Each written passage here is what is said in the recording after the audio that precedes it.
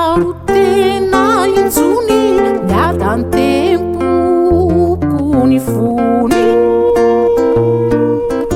ka inona ny fanafodiny na malilay mpitsabo de ny teny toy izao manambola ve ianao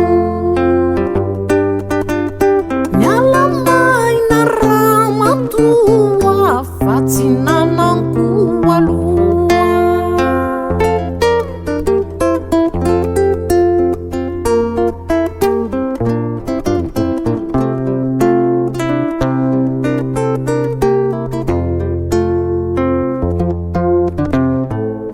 telo andro tato aorina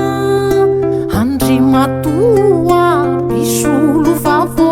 matilay mbalahy tokako ny fahantrako fenotako marary reny foko mitole fikato papo ampio aho mba hitolona sy hitory an'lay mpitsabo fa tsy nojereny akory nataony toiny tsisy vidiny ilay sombiny aiko ambavahaona nataony toiny tsy ahoana ka nody mandry tsy vidiny na malilay mpisolo vava ary efa fantatrao manambola ve ianao